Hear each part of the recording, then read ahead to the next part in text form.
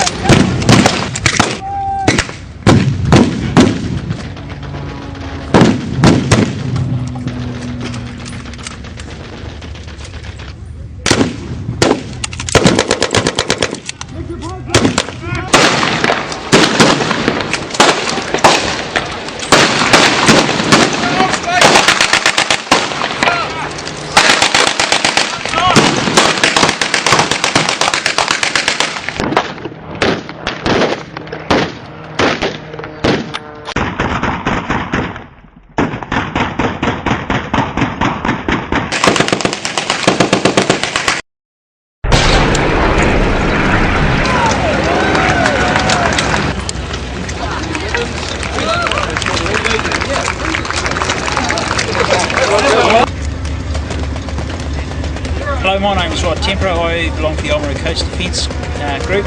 We were formed about 15 years ago, firstly to restore the fortifications around Cape Wombrau, which is the port of Oamaru. Since then we've acquired a 25-pounder gun, and many of the group members own their own vehicles. It's one of the things that I never would have thought I'd owned a vehicle until I became a member of this group, and it's sort of led on to especially when we've got the 25-pounder to reenact and that's what we've been doing since about 1998 at Wanaka and at Wanaka, and firing the gun at different other military operations that they've required us to do, like Gunners Day in Invercargill, Gunners Day in Dunedin, it's a yearly thing, and just firing it for other Anzac Day. Anzac Day is a very important event on our calendar. We fire a number of guns in Oamaru. This year we've got one going over to Queenstown.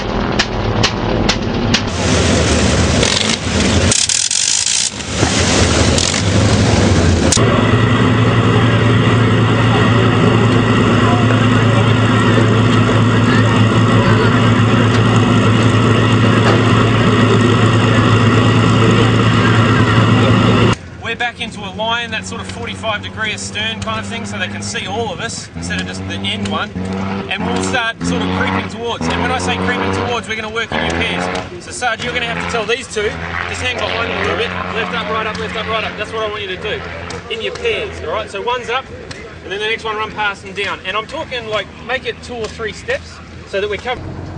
Location, that will tell the crowd they're gone.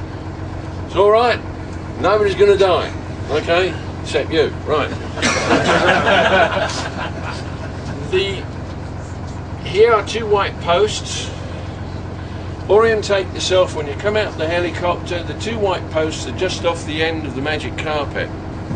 You can see them, they're painted white so the aircraft can see them for cross landing, or used to. Don't go to the left of those posts. Fix them in your viewpoint when you get out of the helicopter. Alright, you've seen this, you've been out there, you know what you're doing. This is for all of us to appreciate why you died, okay? You didn't listen, okay. We've got a white sign on the fence there. They want you further out than that, so we're going to put the jimmy down as a point of reference for the helicopters to know where you are. Not that they're dropping anything, it's all trickery. But they want to know where you are so that they can use you, turn and all this sort of thing.